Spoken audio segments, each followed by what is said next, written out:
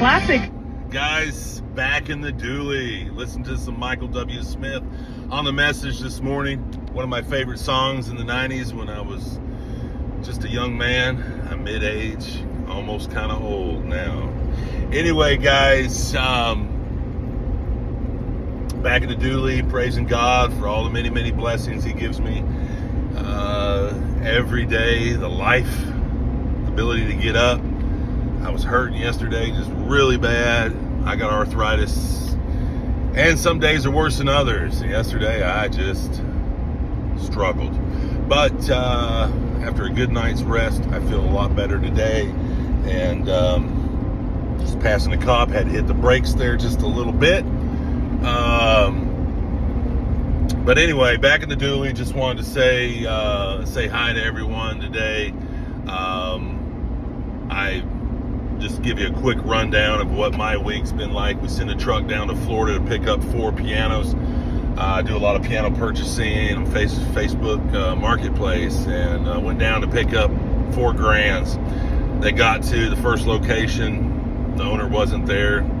He forgot to leave the garage open and called me where his hide key was, and we got in and went flawlessly. Got down to the second Petrov baby grand pickup, mid-90s, and I'd already Venmo'd the girl a couple $100 to hold it. And we brought a cashier's check, got down there, and they wanted cash, and it was like a drug dealer came out. He acted like one anyway, and where's the money? I need the money right now. And we haven't even loaded the piano, sir. And they wouldn't turn the lights on in the house, and then the parents in there said the money goes to us, we'll only accept cash. Well, we brought a cashier's check. Well, we ended up walking away from that piano because it was just too sketchy. Got down to Naples, Florida, picked up the other Petrov. Went back up and through Jacksonville and picked up another little Yamaha grand that I bought there. And so Monday morning, I had a new guy, new piano mover, new hire. I wanted to be there on site to train, see what he was like, and I was unloading all the pianos. One of my guys got in a hurry and didn't push the board over, the piano over on the board far enough. Caster turned when he was coming down with it, and it jumped off the board, crushed the corner of my new Petrov. Then we started putting a little Yamaha grand together that we bought at an auction house down in Jacksonville. And I'm like, where's the legs? Where's the lid? Where's the key cover? Where's the prop? Where's the music desk? Where's the pedals? It was just a case. I called down there, no answer. I finally looked at the description on Marketplace, and it said missing all parts. I don't know how I missed that, but the Lord blessed me tremendously this week, because I had a Yamaha a Yamaha digital in an acoustic cabinet from the same time period. It's a 2007 model, and everything fit perfectly. The pedals, the legs, the lid, the music desk. A little bit of adjustment to do on the trap work for the pedals, and a little bit of adjustment to do on the key cover to bring it up. But everything else fit. I mean, the screw holes for the lid prop, the lid fit perfectly.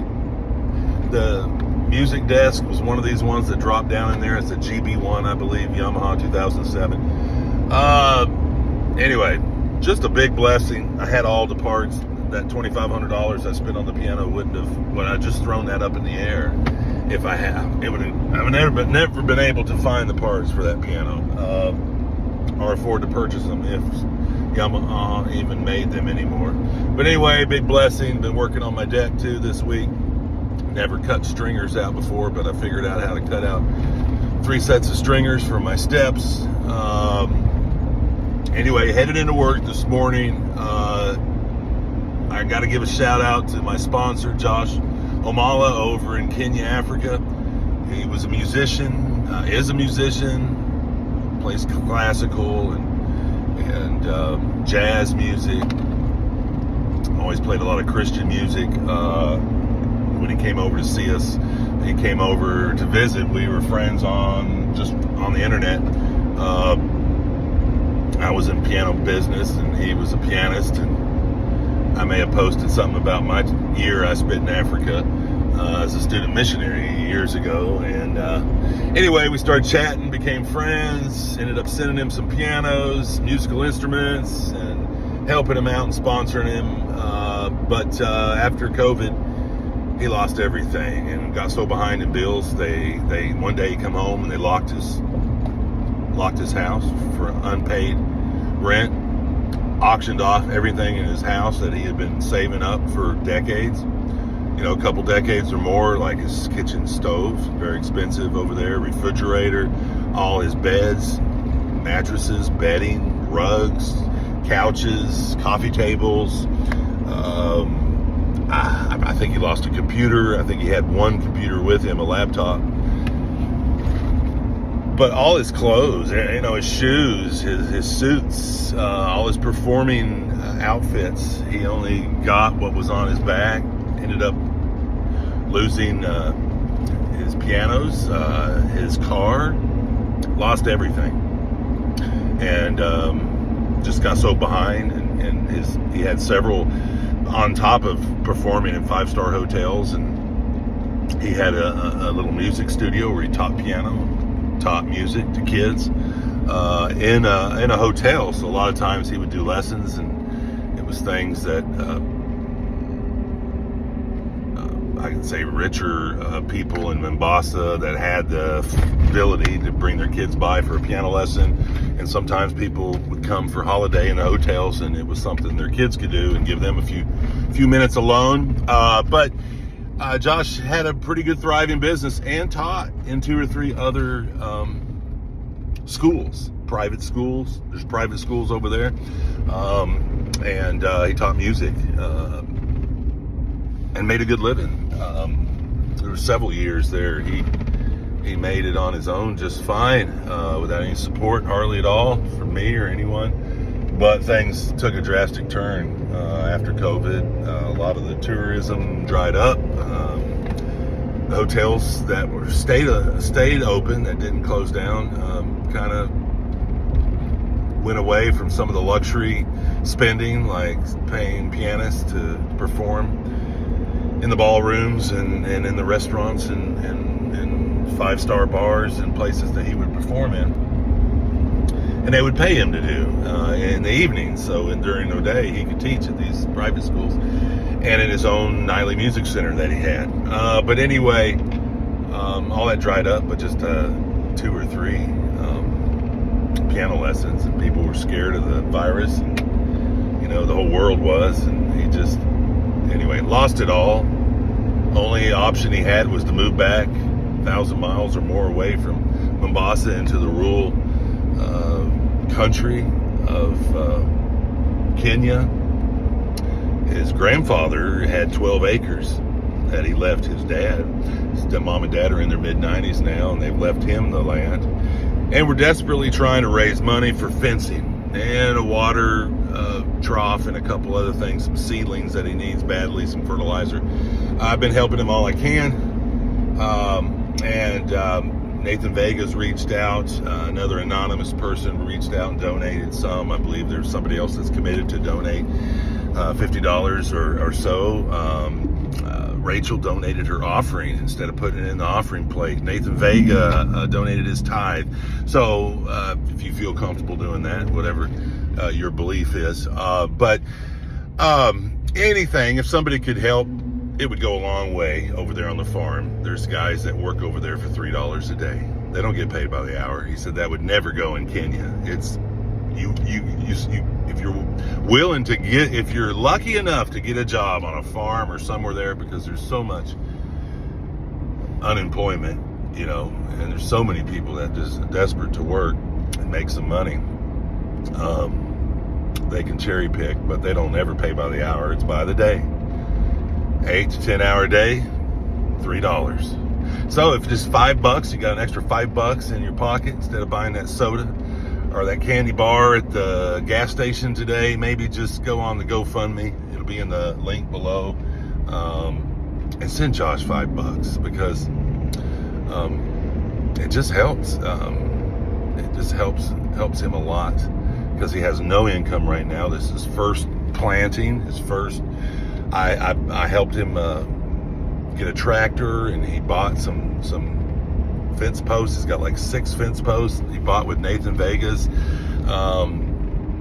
money and anonymous. He bought his first roll of fencing, but he needs sand. He needs concrete. He's got to put these posts in concrete, and so he needs gravel and sand. That's $450 there, but that'll go a long ways for several posts, maybe half the farm, before he has to do that again. And I think he needs about $950 to fence in the first section. And there's one section that's crucial, because there's another farm that comes up on one side, which he kind of doesn't have a great fence either. It's kind of a temporary fence, but less cows are just drove through his area. But there's a big opening up by the water tank that he really needs to desperately fence in, because everybody just runs their cattle in there, because he's just got a big field with a lot of grass, and everybody wants to get their cattle and sheep and goats and everything else to get some good grass, some good eating in there. So anyway, if we can fence in this one section, I know the GoFundMe says we're looking for $7,500. We'd be happy with $1,000 right now. If we could raise $950 this week to help him put in his first section of fence. I've donated $400 to his campaign. My wife's donated $100. But right now we're trying to get to $950. If we could just get to that, I think this would be a big blessing with this fence. So go to the link below, subscribe, ring the bell, and then comment, hey, I subscribed and I donated to Josh's GoFundMe. Or just put I subscribed. And that'll help build our channel too, and help build Josh's GoFundMe. Anyway, love you guys. Praising God, keeping him number one always. Let's spread the gospel of Jesus to everyone we meet. Let's try to live a Christ-like life. That's my goal. It's not by our works that we do anything, but it's by the cross that we've been set free from all